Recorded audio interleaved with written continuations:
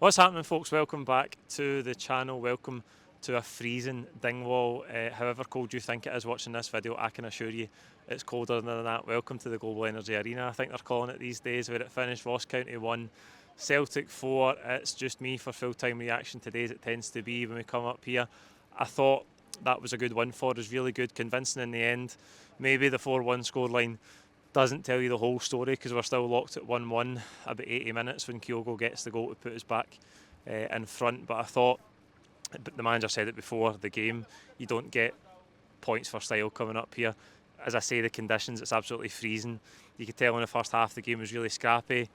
I could tell being close to the pitch behind the goal that the surface is not really conducive to playing brilliant football. I think there was some really scrappy spells in the first half. Not too many clear-cut chances in the game.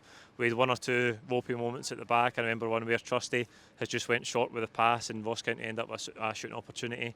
I remember one for Ronan Hale as well, where he just gets in behind us a wee bit and blazed it over the bar.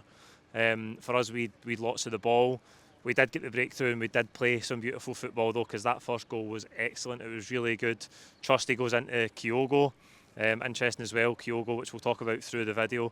Kyogo playing from the right hand side today, but also going up and joining Ida through the middle at times as well, and then Kenny in the second half, which we'll come to. But I thought the first goal was brilliantly worked. Trusty goes into he goes into Kyogo, and Kyogo gives him it back and starts his run. And then he goes with the same ball into Ida, who flicks it round the corner and just opens the game up for McGregor. And McGregor plays it out wide for Johnston. We've opened up the space on the right hand side, and Johnston puts a great ball in. And Kyogo, who's played the second pass of the move, has timed his run to perfection.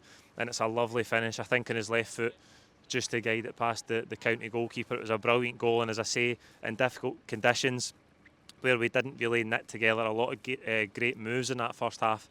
It was a goal of real quality and a really good team goal as well. I think the team deserve great credit for playing in that way and getting through. A great time to score just before half time as well. And then 2 minutes later, we almost make it two. Down the left hand side this time, Alex Faye, who I thought had a good game all round, and Yang worked tirelessly out on that side as well. I think it's Faye that puts the ball in, and Ida gets the flick on it, similar to the flick that he had for McGregor in the build up to the first goal. It was his left foot this time. The keeper saves it, comes out to Kyogo. He brings it back onto his left foot to get himself the space, but he hits it straight at the keeper. That's a great opportunity to make it 2-0 right before half time, and that would probably have killed the game. But we go into the second half. Again, probably starts in a similar vein. Ross County come forward, they have a cross to the back post, and Johnston gives away the penalty. I did watch a clip back there just before we came on air. Really difficult to tell.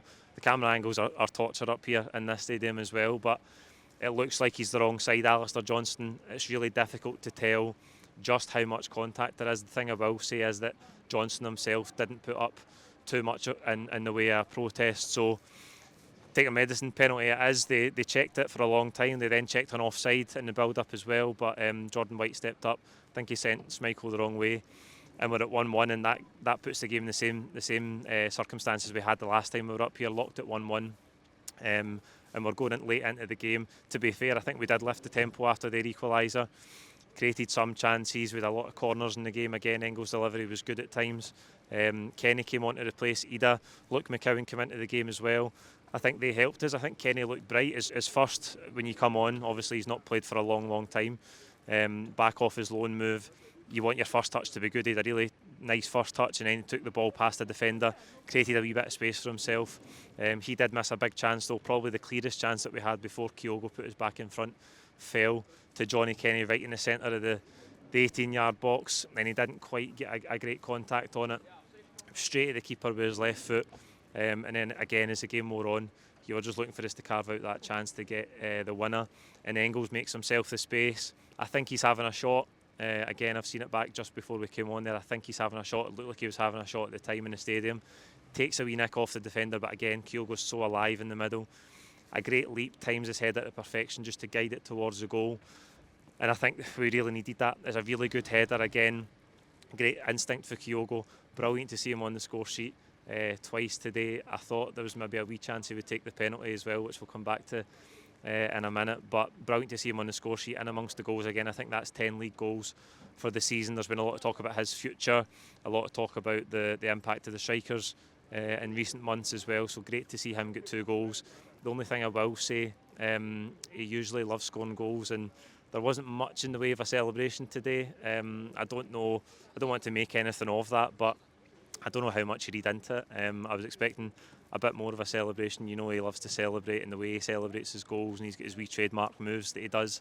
He didn't really do that. I expected that after the second goal because it looked like it was going to go on to be the winner for us. And then we get the penalty. I think Kyogo, the thing about him coming out to the right hand side is he knows the kind of balls that strikers live off of because he lives off the very same type of passes. And I think he played some really lovely passes. He had a couple looking for Kenny in behind earlier on in the game. Really good weight on them into a good area in between the centre halves and the full backs. He played some really nice passes and he finds a lovely ball from that right wing area. Just drives it over to Yang at the back post, and Yang takes a decent first touch, and then he's fouled by the county right back Brown. I think it was a penalty. We were all crying out for it behind the goal at the time. The ball ends up getting cleared and Ross County win a free kick, and there's quite a lengthy VAR check before Matthew McDermott goes to the screen. I think again, I only seen it once live, it looked like a penalty to me. Yang's waiting on the ball to drop, and just as he goes to strike it, the county defender sort of hooked his right leg over Yang's leg, and he sort of loses his footing as he goes to strike it. I think it looked like a penalty, and we did eventually get it. And as I say, I was hoping for Kyogo to notch the hat-trick, but he's never been much of a penalty taker. Engels, who is the penalty taker, steps up, rarely lets you down for the spot. I think it was a poor penalty. Straight at the goalkeeper, it came out, and Engels and Kyogo both went in for the rebound. I think they almost injured each other actually. Kyogo probably dying to get a hat-trick, and Engels dying to make up for the fact that he missed the initial penalty. But it got cleared, and Ross County thought they'd got off with it, and in added time, you feared that if we missed that penalty, it can give them a wee bit of life in the game and a bit of momentum to push forward and launch balls into the box, which is always the big threat. When you play them here, they've got some big boys there. Jordan White, obviously, they load up the box, throw-ins, corners, set pieces, whatever it is.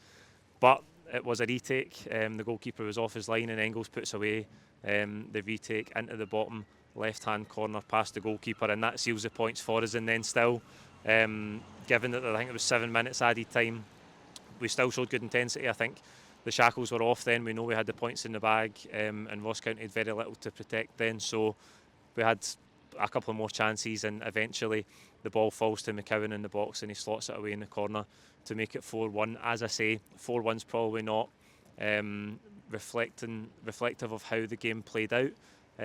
But we were deserving winners. We dominated the game, and I think again the team deserve huge credit for coming up here only 3 days after the last game for an early kick-off, and getting the points in a comfortable fashion and moving 18 points clear at the top of the table. Lots of champions chants in there, but it's still way too early for me. We'll need to be another 18 points clear before you'll get me singing anything like that. But a good day all round. I think that the support deserves huge credit for coming up here.